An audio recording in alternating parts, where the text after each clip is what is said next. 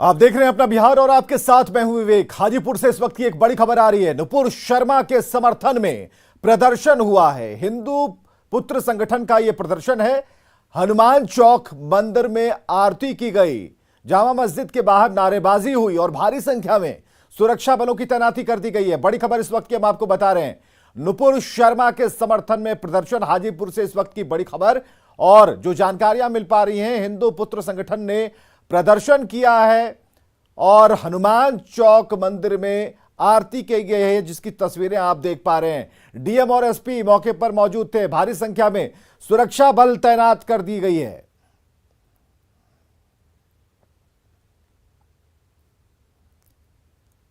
तो बड़ी खबर नुपुर शर्मा के समर्थन में प्रदर्शन से जुड़ी हुई बड़ी खबर हाजीपुर से, जहां पर भारी संख्या में लोग हिंदू पुत्र संगठन के जो समर्थक हैं, जो मेंबर्स हैं, उनका प्रदर्शन जारी है और हनुमान चौक मंदिर में उन्होंने आरती की है। हालांकि भारी संख्या में वहां पर पुलिस बल की तैनाती कर दी गई है, सुरक्षा बलों की तैनाती की गई है और खुद डीएम एसपी मौके पर मौजूद हैं। जो खबर आ रही है कि डीएम और एसपी भी मौके पर मौजूद थे जब ये सब कुछ चल रहा था। तो ऐसे में इस वक्त की बड़ी खबर हाजीपुर से हम आपको बता रहे हैं, जहां नुपुर शर्मा के समर्थन में प्रदर्शन हो रहा है और उसकी ये तस्वीरें हम आपको दिखा रहे हैं।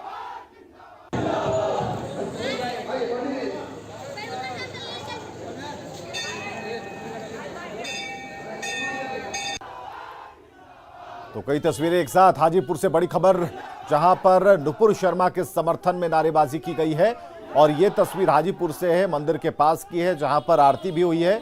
और ऐसे में इस वक्त हम बड़ी खबर हम आपको बता रहे हैं, हिंदू पुत्र संगठन है जिन्होंने प्रदर्शन किया है नुपुर शर्मा के समर्थन में और हनुमान चौक मंदिर में आरती हो रही है। प्रफुल्ल हमारे साथ मौजूद है। प्रफुल्ल, क्या जानकारी मिल पा रही है? बताया जा रहा है कि सुरक्षा बल तैनात कर दिए गए हैं और क्या इनपुट्स के आधार पर डीएम एसपी ने मौके पर पहुंचना मुनासिब समझा? हो क्या रहा है? प्रफुल्ल, अपडेट बताएं। जी हेलो, अपडेट बताएं आप।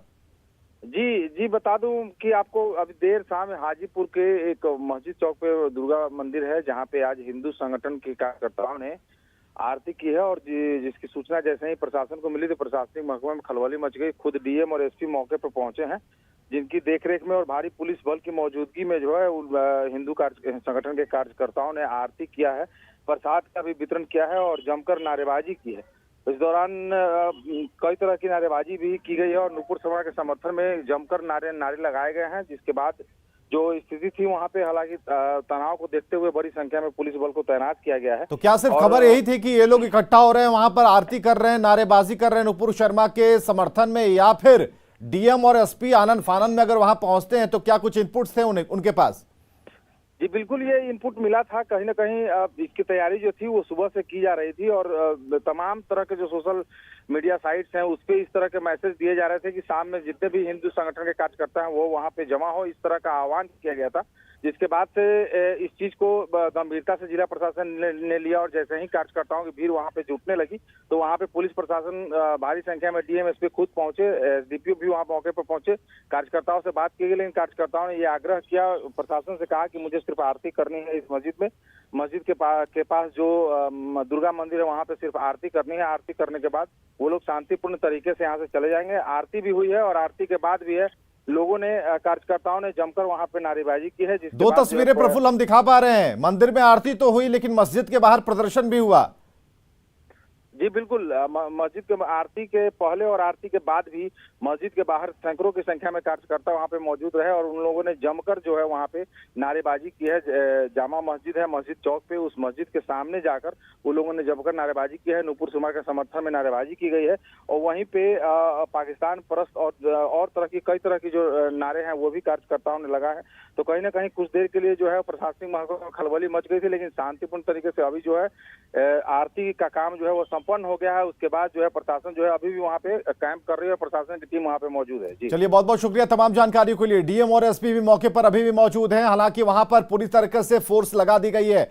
मंदिर में आरती और मस्जिद के बाहर प्रदर्शन, ऐसे में कुछ इनपुट्स तो जरूर मिले थे। हालांकि पुलिस इसका अभी खुलासा नहीं कर पा रही। हिंदू पुत्र संगठन की तरफ से भारी संख्या में वहां पर उनके समर्थक मौजूद थे और नुपुर शर्मा के समर्थन में वहां पर नारेबाजी की गई है।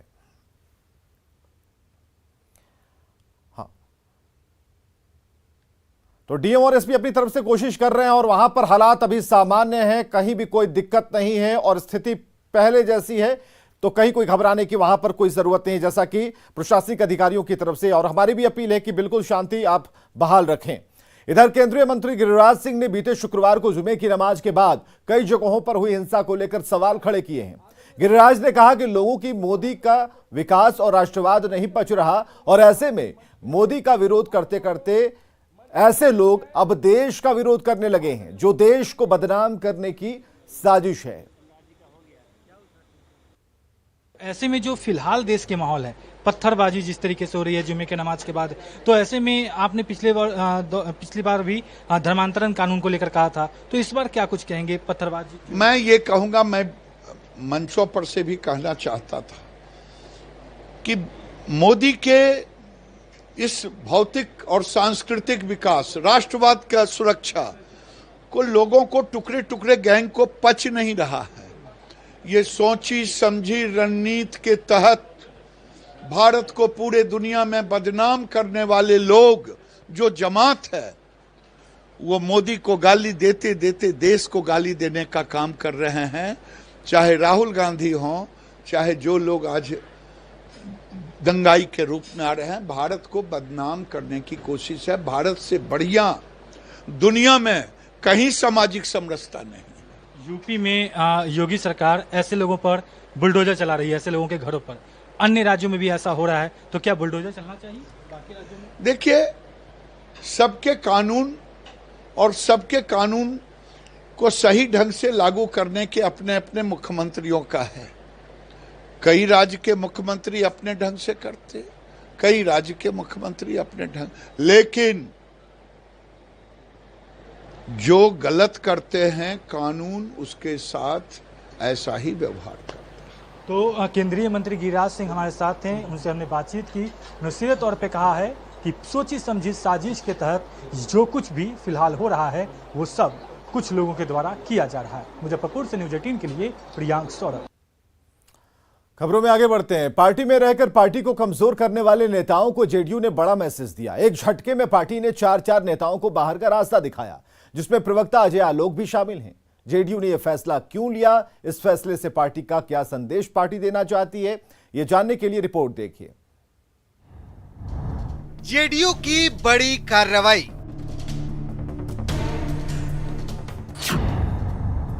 चार नेताओं को पार्टी से निकाला।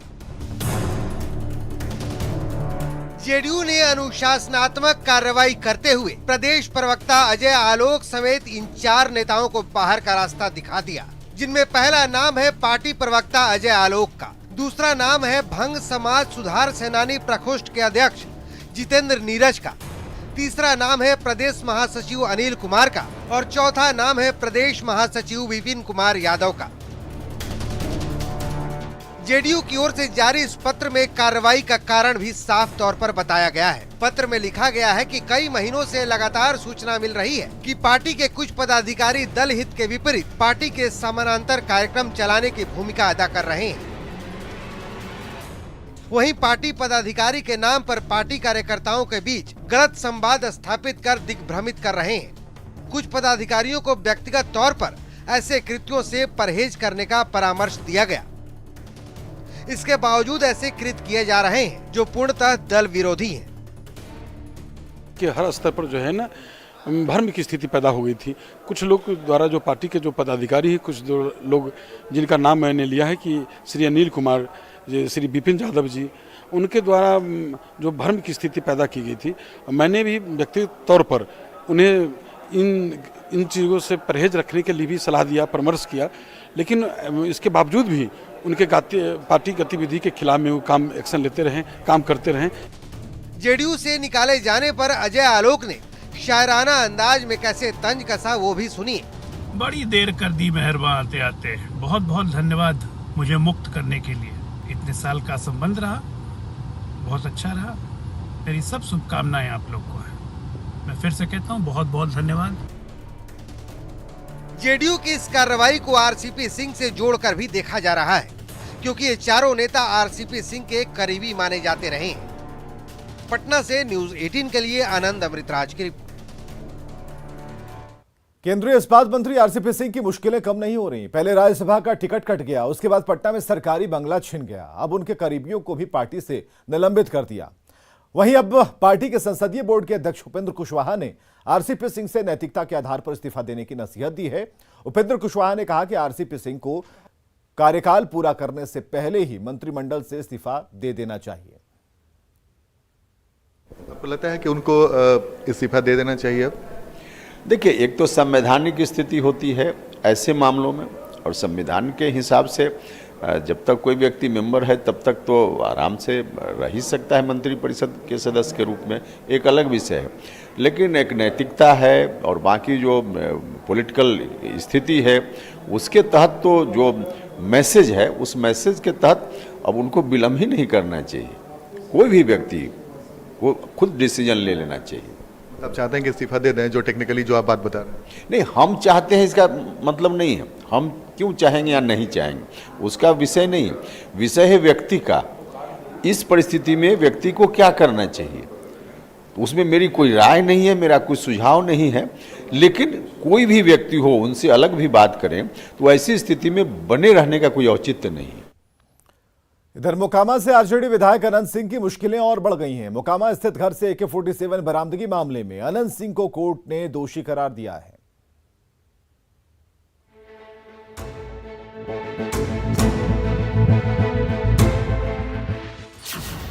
आरजेडी विधायक अनंत सिंह दोषी करार। AK-47 बरामदगी मामले में फैसला। 21 जून को सजा पर सुनवाई। मोकामा विधायक अनंत सिंह की मुश्किलें और भी बढ़ गई है। AK-47 रखने के मामले में मोकामा विधायक अनंत सिंह को पटना की विशेष MP MLA कोर्ट ने दोषी करार दिया है। कोर्ट 21 जून को इस मामले में सजा सुनाएगा। 16 अगस्त 2019 को अनंत सिंह के पुश्तैनी गांव लदमा स्थित जो मकान है वहां से AK-47 और हैंड ग्रेनेड बार पुलिस ने बरामद किया था, और उसके बाद यह पूरा मामला जो है वो कानूनी कह सकते हैं तो ट्रायल पे आया। MP MLA कोर्ट में इस मामले पे लंबी सुनवाई हुई, ट्रायल हुआ, दस्तावेज थे, सबूत थे, गवाह थे, वो कोर्ट में प्रोड्यूस कराए गए, और उन्हीं सबूतों के आधार पर, गवाहों के आधार पर कोर्ट ने अनंत सिंह को दोषी माना है। 21 तारीख को सजा के बिंदु पर कोर्ट जो है अपना फैसला सुनाएगी। दरअसल 16 अगस्त 2019 को पटना पुलिस की टीम ने बाहुबली विधायक अनंत सिंह के लदमा गांव स्थित पुश्तैनी घर पर छापेमारी की थी, जहां से पुलिस को एक AK-47, 2 हैंड ग्रेनेड, 26 राउंड गोली और एक मैगजीन मिली थी। बाढ़ की तत्कालीन SP लिपि सिंह की अगुवाई में अनंत सिंह के घर में करीब 11 घंटे तक सर्च ऑपरेशन चला था। इस दौरान घर के केयरटेकर की भी गिरफ्तारी हुई थी। 23 अगस्त 2019 को अनंत सिंह ने भी दिल्ली के साकेत कोर्ट में सरेंडर किया। उसके बाद से ही लगातार इस केस में पटना के MP MLA कोर्ट में ट्रायल चल रहा था। अब कोर्ट ने अनंत सिंह को दोषी करार दिया है। वहीं सजा को लेकर 21 जून को तारीख मुकर्रर की गई है। सेंटेंस के बिंदु पर 21 तारीख को सुनवाई होगी। हाँ, आप लोगों ने पक्ष हाँ, डिटेल जो भी मेरिट का है वो हम लोगों के द्वारा एकदम रखा गया। क्योंकि विधायक है, 16-17 साल से पटना में रहते हैं, गांव में इनका अलग घर है, कोई खपरेल हाउस इनका नहीं है, तो मेरिट पर तो डिटेल नहीं जाएंगे। मेरिट पर की बात है तो ऑनरेबल हाई कोर्ट में देखा जाएगा, अपील हम लोग जाएंगे। 34 महीने से पटना के बेऊर जेल में बंद बाहुबली विधायक अनंत सिंह की आपराधिक मामलों की लंबी फेहरिस्त है। अब AK-47 बरामदगी मामले में उन्हें 3 साल से लेकर 10 साल या फिर उम्र कैद की भी सजा सुनाई जा सकती है। ऐसे में उन्हें विधायकी से भी हाथ धोना पड़ सकता है। न्यूज़ 18 के लिए पटना से संवाददाता अमित कुमार की रिपोर्ट। लालू प्रसाद के बारे में खबर है कि अब अपना इलाज सिंगापुर में करा सकेंगे। रांची में CBI कोर्ट ने लालू यादव के पासपोर्ट को रिलीज करने का आदेश दे दिया है। लालू प्रसाद के वकील ने बताया कि कल पासपोर्ट मिल जाएगा और इसके बाद पासपोर्ट को रिन्यूअल कराया जाएगा। इसके बाद कोर्ट के आदेश पर लालू प्रसाद सिंगापुर में इलाज कराएंगे।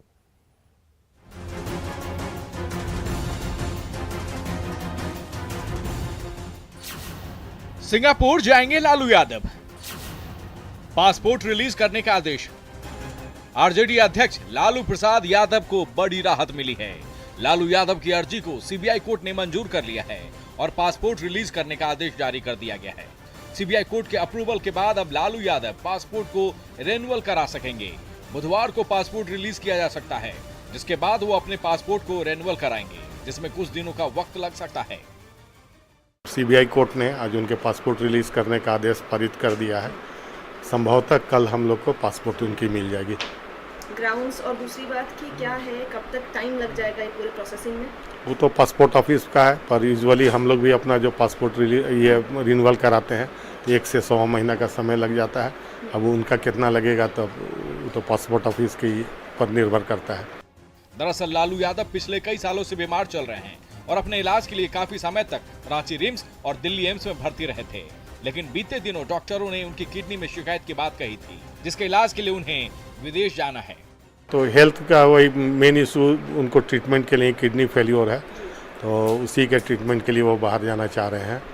अब पासपोर्ट रिन्यूअल हो जाएगा तब सिंगापुर में जो है वो डॉक्टर से अपॉइंटमेंट लेके अकॉर्डिंगली कोर्ट से परमिशन लेके तब वो कंट्री छोड़ने का परमिशन लेके तब ये देश छोड़ के जाएंगे।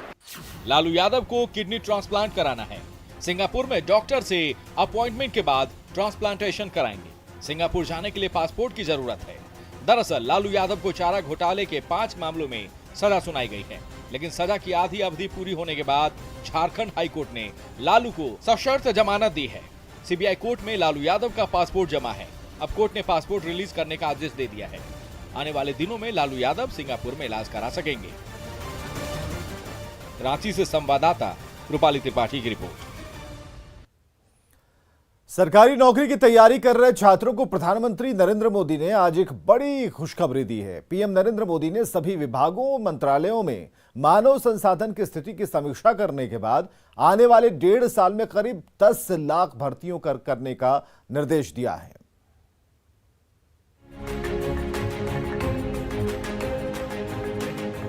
रोजगार के मुद्दे पर अक्सर विपक्ष के सवालों का सामना करने वाली मोदी सरकार रोजगार पर अब एक्शन में है।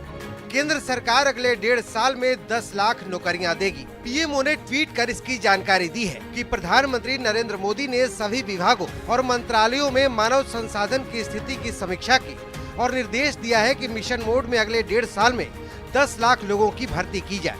10 लाख नौकरियों के ऐलान से बिहार के युवा भी काफी उत्साहित हैं। प्रतियोगी परीक्षा की तैयारी कर रहे युवाओं ने केंद्र सरकार के इस फैसले पर खुशी जताई है। घोषणा की है मोदी जी, जो 10 लाख युवाओं को वैकेंसी देंगे और हमारे जो तैयारी को हम लोग लगे हैं और इस जल्दी से जल्दी प्रक्रिया को वो ओपन करें और हम लोग अपना जोर तोड़ से तैयारी और अच्छा से बढ़िया से बेटर करें। घोषणा किए हैं, ट्वीट किए हैं कि 10 लाख वैकेंसी के लिए उसने ट्वीट किया है अभी जस्ट। तो हम लोगों के लिए अच्छी बात है और खुशी की भी बात है। सबसे पहले हम प्रधानमंत्री जी से कहना चाहूँगा कि जो वैकेंसी का ट्वीट किए हैं तो इसके वैकेंसी के बाद सबसे पहले कैलेंडर जारी करें। एक आंकड़े के मुताबिक 1 मार्च 2020 तक केंद्र सरकार के अलग अलग विभागों में 8,72,000 पद खाली हैं। ऐसे में रोजगार के मामले में विपक्ष के निशाने पर रही सरकार अगर 1.5 साल में 10 लाख नौकरी देने का वादा पूरा कर पाती है तो ये 2024 के चुनाव में सरकार का एक बड़ा मास्टर स्ट्रोक साबित हो सकता है। न्यूज़ 18 के लिए पटना से आनंद अमृतराज के साथ सासाराम से सुजीत कुमार की रिपोर्ट। न्यूज़ 18 इंडिया ने टीआरपी के ताजा आंकड़ों में आज तक को पीछे कर दिया है। खबरों की तेज रफ्तार, मुद्दों पर जबरदस्त पकड़ और देश के सबसे अनुभवी चेहरों की बदौलत न्यूज़ 18 इंडिया ने आज तक से बाजी मारी है। ब्रेकिंग न्यूज, ग्राउंड रिपोर्ट, मुद्दों पर बहस या फिर देश विदेश की खबरों का संतुलित आकलन, न्यूज़ 18 इंडिया हर कसौटी पर खरा उतरा। निष्पक्ष और सटीक खबरों का दूसरा नाम है न्यूज़ 18 इंडिया। और आगे देखिए जोहार झारखंड।